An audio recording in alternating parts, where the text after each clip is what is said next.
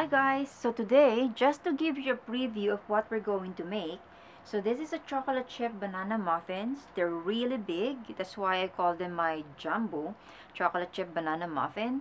They're like bakery style, so it's similar to the one that you can buy in cafes and bakery because of their size. They're really soft and they're moist, and they have plenty of chocolates inside and out, as you can see. And the best part of this muffin, it's really easy to make. I mean, you can really definitely make this at home. So let me show you how I made this. Let's get started. First thing that you need to do is to mash the bananas. So we're going to use two large banana for this one.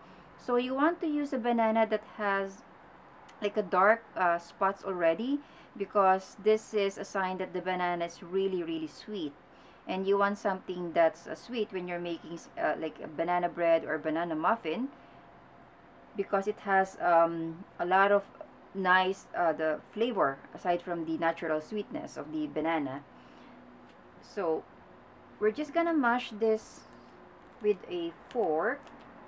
You can also use a pastry blender, but I always use fork when mashing the banana because I think it's the simplest tool. So just mash it until it's almost smooth. It doesn't have to be really smooth, you know. A little bit of chunks is okay. So this is another reason why you want to use a ripe banana, because if you use like a green banana or something that's like not really ripe, something that doesn't have a spot, it's not easy to mash it because it's not yet soft. But this one, it's so soft because it's really, you know, as you can see, it's really ripe. So in just few minutes you have a mashed banana ready. So this should be okay. I mean, as you can see, there are still some big pieces here, but that's fine. We don't really have to make it like super fine. So the next thing that we're gonna do is we're going to add, this is just a flavorless oil, and then we're going to add a pure vanilla extract, about half a teaspoon. Vanilla extract works really well with banana, but if you don't have it, so that's not a big deal. And then next, I'm just adding a plain Greek yogurt. So make sure that your yogurt is also at room temperature, because later on we're going to mix this, and you know, ingredients that are in room temperature are easier to mix. They blend well, so you avoid over mixing the batter. And then we're just going to mix this like so. You can use a whisk, or I'm just using my fork here. Okay, so this is okay. So we're just gonna set this aside.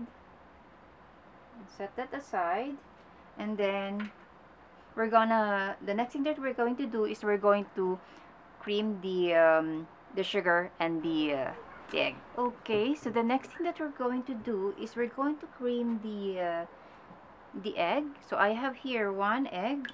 Make sure that you're using a room temperature egg. That means to say you have to take it out at least 30 minutes before using it, so that way it's not cold.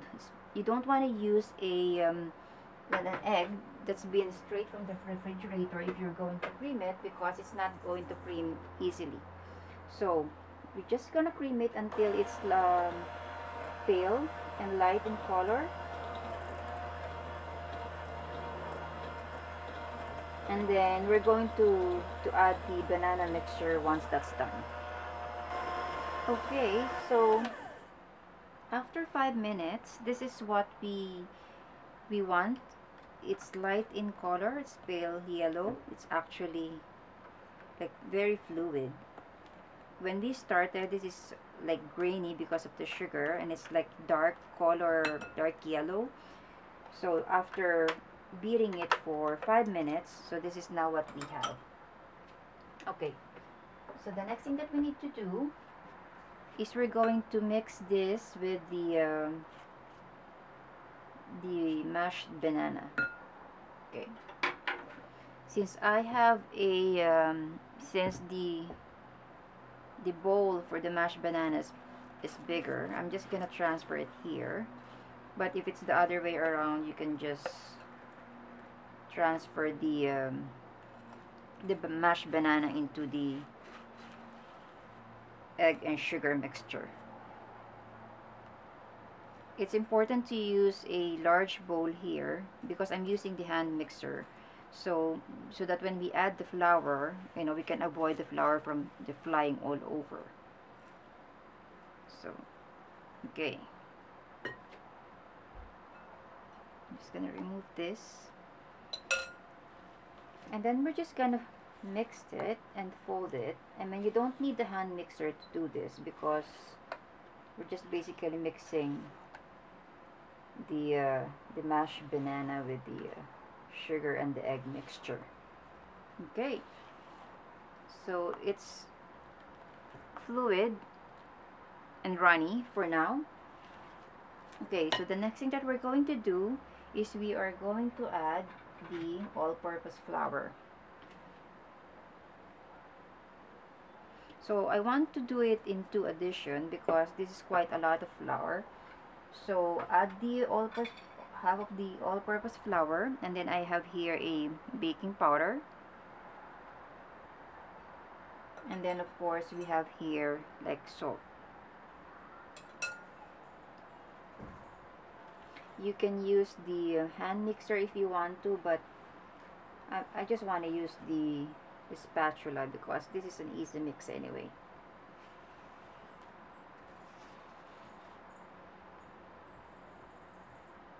And just mix it.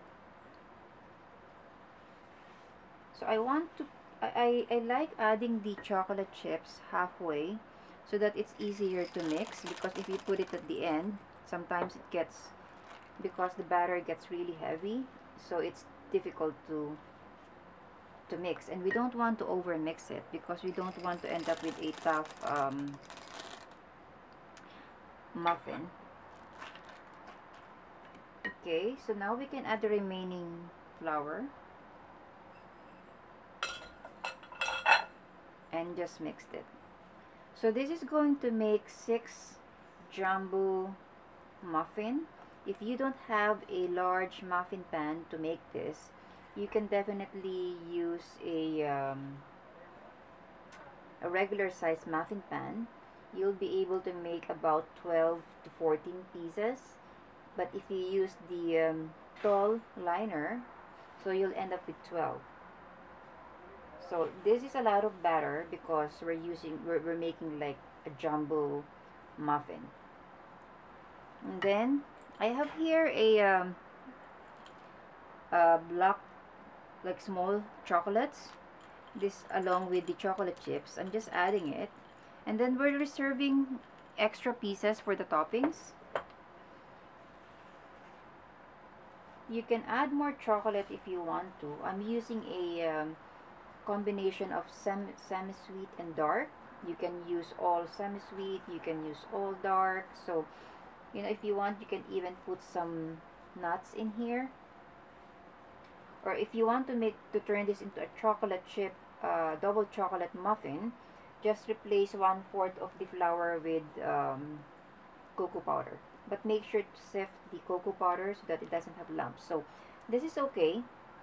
We don't want to over mix it, so we're just gonna set this aside here. And then the next thing that we want to do is we want to prepare our pan.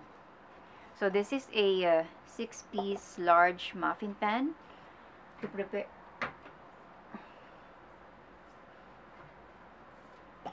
And I'm just gonna spray this with oil. If you don't have a spray, you can also use just sprinkle some oil and then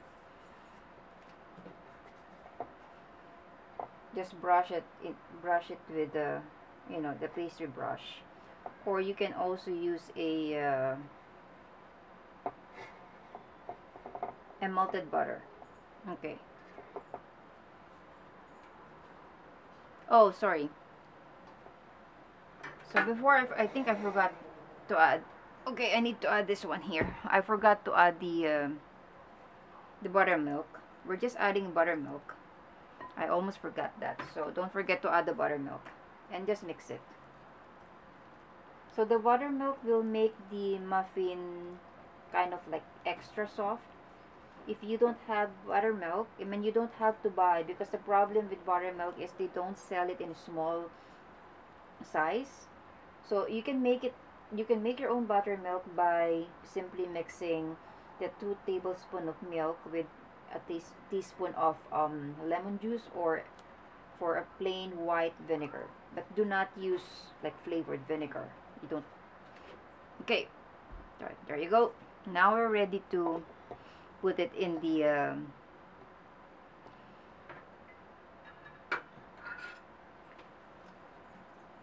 so I'm just using my scoop. This is half a cup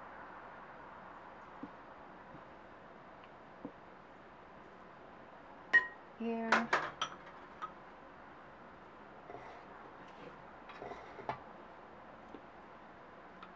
So when you put the batter, make sure that you fill it up to the top. I mean, not 3/4, not half.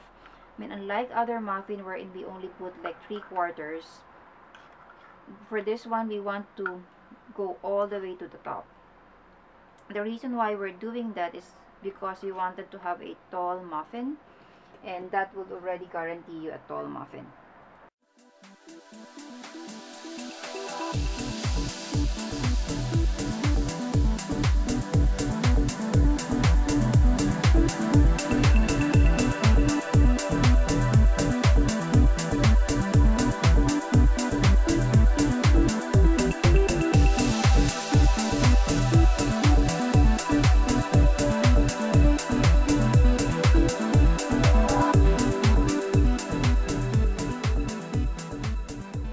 So we're not yet done. So remember these things here that we reserved. We're gonna put it on top of these muffins here. Make sure to press it down so that it sticks, because if you just put it on the top, when it bakes, it will actually fall off. So you want to press it.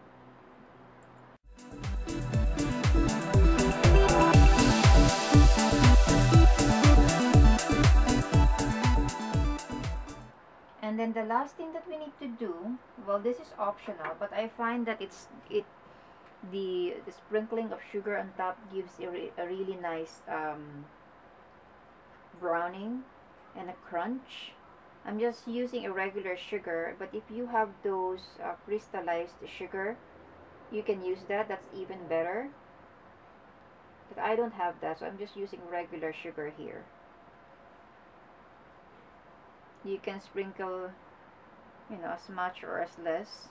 This, I just have here 1 teaspoon, but I'm not gonna use everything. Just enough to just put some sugar on top. Okay, then let's clean it up again. Okay. Okay guys, so this is now our finished product. As you can see, it's really nice and big, and it's really puffed up. So I've already let this cool down for 15 minutes so that we can give this a try. So let's try to see how it looks like. Let me just cut a piece. This one here.